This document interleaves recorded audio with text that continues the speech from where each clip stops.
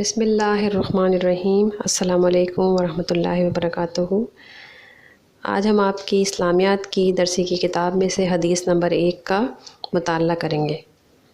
حدیث نمبر 1 کچھ اس طرح سے ہے: افضل الاعمال لا الہ الا اللہ و افضل الدعاء الاستغفار۔ ترجمہ: سب سے زیادہ فضیلت والا عمل لا الہ الا اللہ ہے اور بہترین دعا استغفار ہے۔ اگر اس حدیث کو غور سے پڑھیں تو اس حدیث مبارکہ کے 2 حصے ہیں۔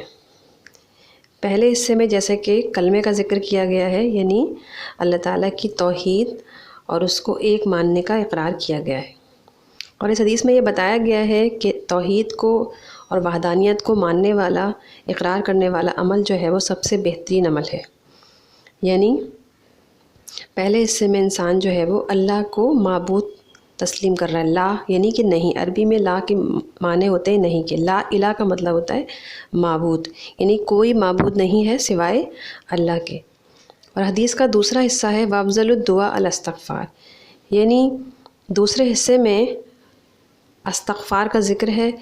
استغفار کا مطلب یہ ہوتا ہے کہ ہم اپنے رب کے حضور جو ہے، جو بھی غلطیاں اور کوتاہیاں ہم سے سرزد ہو جاتی ہیں، چاہے وہ ہم نے جان بوجھ کر کی ہوں یا ہم سے انجانے میں ہوئی ہوں، تو اس کی معافی جب طلب کی جاتی ہے تو اس عمل کو ہم استغفار کہتے ہیں، اور اس عمل کو سب سے فضیلت حاصل ہے اور سب سے فضیلت والی دعا اس حدیث کے اندر قرار دیا گیا ہے۔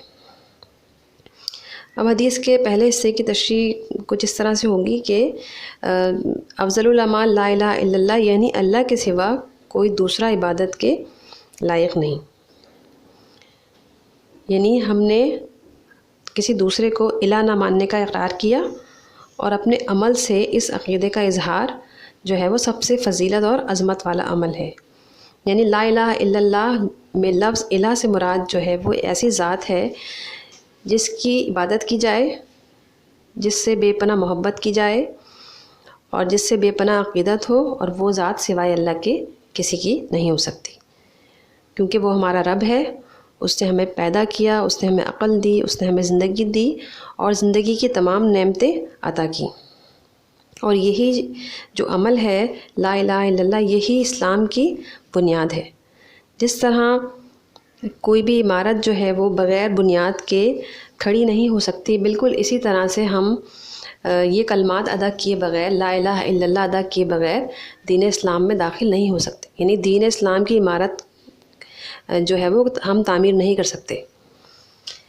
ان کلمات کو ادا کر کے انسان جو ہے وہ یہ اقرار کر لیتا ہے کہ اے اللہ، تیرے سوا جو ہے وہ کوئی معبود نہیں، اور تیرے علاوہ کوئی بھی نہیں ہے اس دنیا میں جسے ہم پکاریں۔ تو وحدہ لا شریک ہے، تو تنہا ہے، اور تو اس پوری کائنات کا خالق و مالک ہے، اور تو ہمیشہ سے ہے اور ہمیشہ رہے گا۔ یعنی ہمارا رب جو ہے وہ اعلیٰ صفات کا مالک ہے، بے عیب ہے، پاک ہے، اور یہ وہی ذات ہے جس نے ہمیں پیدا کیا اور ہمیں عقل و شعور عطا کیا۔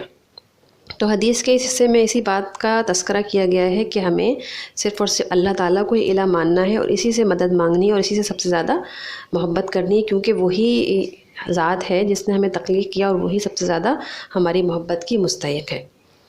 اب حدیث کے دوسرے حصے میں تذکرہ کیا گیا ہے کہ افضل الدعاء الاستغفار، یعنی بہترین دعا اپنے گناہوں کی، اپنی نافرمانیوں کی، جو رب کے حضور ہم سے سرزد ہو جاتی ہیں، وہ بہترین دعا ہے استغفار کرنا، کیونکہ انسان خطا کا پتلا ہے اور وہ دنیا کی ظاہری رنگینیوں میں، ظاہری کشش میں کھو جاتا ہے، اور وہ بہت سے ایسے کام کر لیتا ہے جس سے اس کا رب جو ہے وہ ناراض ہو جاتا ہے، لیکن بعد میں اس کو اپنی اس غلطی کا، اپنے اس گناہ کا جب ارتکاب ہوتا ہے، جب اسے پتہ لگتا ہے کہ یہ میں نے جو کام کیا ہے یہ میرے رب کو پسند نہیں، میرے رب کی مرضی کے برخلاف ہے، میرے رب کو پسند نہیں ہوگا، تو پھر یہ احساس ندامت جو ہے انسان کو یہ مجبور کرتا ہے کہ وہ گڑ گڑا کے اللہ پاک سے اپنے گناہوں کی معافی مانگے، اور یہی گناہوں کی معافی استغفار کہلاتی ہے۔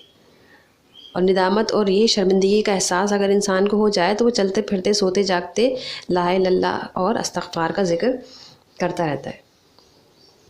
تو بچوں، آج کے اس لیکچر میں آپ کو امید ہے حدیث کا ترجمہ اور تشریح سمجھ آئی ہوگی۔ اس کو اجازت دیجیے۔ اللہ حافظ، فی امان اللہ۔ اپنا بہت زیادہ خیال رکھیے گا۔ Take care.